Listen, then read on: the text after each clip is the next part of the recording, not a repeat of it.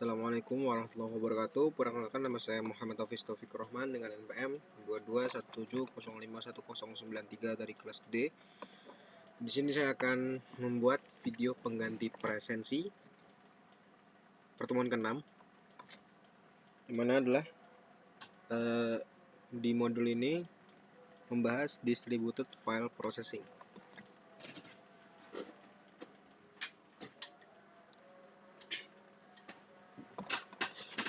Jadi di dalam distributed file processing ini terdapat beberapa, yaitu kalau tidak salah ada Hadoop dan HDFS. Jadi kita langsung masuk saja. Di sini terdapat konsep distributed file processing, dimana di sini digambar terdapat file yang berukuran 4 TB dan dipecah menjadi 4 file yang berukuran masing-masing 1 TB. Jadi di sini ada penjelasannya. Misal kita mempunyai satu problem yang harus diproses dengan sistem yang memiliki kapasitas 4 TB. Kita bisa bagikan ke dalam sistem yang sudah kita miliki. Misalnya setiap sistem hanya bisa sampai dengan 1 TB. Jika kita mempunyai 4 sistem, maka kita bisa mendistribusikan permasalahan yang kita miliki ke setiap sistem. Jadi file besar belum tentu tidak bisa diproses, tetapi kita perlu memperhatikan teknik pemrosesan agar sesuai dengan keinginan. Di sini ada distributed process, penggunaan sumber daya tertentu, penggunaan parallel processing, reducing the loading on the local computer. Lalu ada tantangan waktu, harapan user itu lebih kecil, dan akumulasi waktu pengiriman perintah dari user, waktu akses sistem ke disk, waktu proses data, dan waktu pengiriman ke user.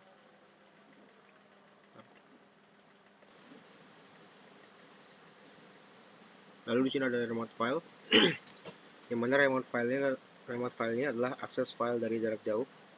Dan remote file ini memiliki NFS atau Network File System, Sun Microsystem, dan ini ditemukan pada tahun 1984. Dan remote file ini mengelola file lokal. Dalam pengaksesan remote file atau remote file access di dalam sistem berkas terdistribusi terdapat dua metode. Yang pertama remote service, yaitu permintaan akses data dikirimkan ke server. Server melakukan akses ke data dan hasilnya di forward kembali ke klien. Yang kedua ada caching, penyimpanan sementara. Jadi saat pengguna pertama kali mengakses file dari jarak jauh, maka file tersebut diunduh dan disimpan ke dalam cache lokal di perangkat pengguna. Jadi ketika pengguna mengakses file yang sama, maka sistem memeriksa cache terlebih dahulu. File ada dalam cache dan belum kadaluarsa, maka file akan diambil. Tapi jika file tidak ada dalam cache, maka akan dilakukan pengunduhan ulang. Lalu di sini ada Network File System atau NFS. Jadi NFS ini adalah protokol yang mendukung dalam pengaplikasian suatu file system yang terdistribusi. Tujuan dari NFS adalah untuk memungkinkan terjadinya pertukaran sistem berkas secara transparan antara komputer klien dan server komputer. Jadi di sini ada protokol, yaitu Remote Procedure Call atau RPC, ada UDW, lalu port number 2049, lalu klien import berkas dari server, dan server mengekspor berkas lokal ke klien. Adapun operasi-operasi yang didukung oleh NFS adalah sebagai berikut. Yang pertama, mencari berkas dalam direktori. Yang kedua, membaca kumpulan direktori. Yang ketiga, memanipulasi link dan direktori. Yang keempat, mengakses atribut bekas. Dan yang kelima, membaca dan menulis berkas. Lalu sini ada AFS atau Andrew File System, yang mana AFS merupakan mekanisme berbagi informasi yang mendasar di antara klien.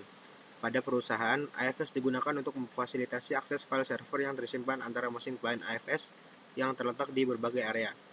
AFS mendukung server yang andal untuk semua klien jaringan yang mengakses lokasi file namespace yang transparan dan homogen.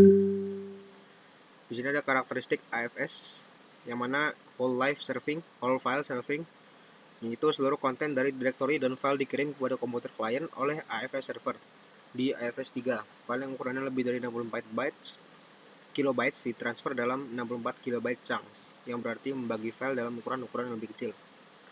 Lalu ada whole file caching, yang mana mengcopy dari sebuah file chunk yang telah ditransfer di komputer klien disimpan dalam cache pada local disk. Cache di sini mengandung ratusan file yang sering dipakai di dalam sebuah komputer. Lalu di sini ada perbedaan NFS dan AFS. Yang pertama NFS itu lokal ya. terdistribusinya di jaringan lokal dan WAN atau Wide Area Network. Kalau NFS dia transparan di seluruh jaringan terdistribusi. Lalu NFS itu tidak memiliki fitur transparansi lokasi yang kuat. Jadi klien harus mengetahui fisik file yang mereka akses. Kalau AFS itu memiliki fitur transparansi lokasi, sehingga klien dapat mengakses file dari lokasi manapun tanpa mengetahui lokasi file tersebut. Lalu NFS itu memiliki manajemen cache yang minimal, dan AFS itu memiliki manajemen cache yang full. Lalu NFS itu memiliki disk lokal yang dapat diakses oleh komputer lain dalam jaringan yang sama, dan AFS ini disknya sulit diakses oleh komputer lain dalam jaringan yang sama. Lalu di sini ada tools, yang pertama itu Hadoop dan juga HDFS. Ini adalah salah satu tools pemrosesan data terdistribusi. Baiklah, mungkin itu saja yang bisa saya sampaikan pada video ini. Apabila ada salah kata dan kekurangan, saya mohon maaf. Saya akhiri. Wassalamualaikum warahmatullahi wabarakatuh.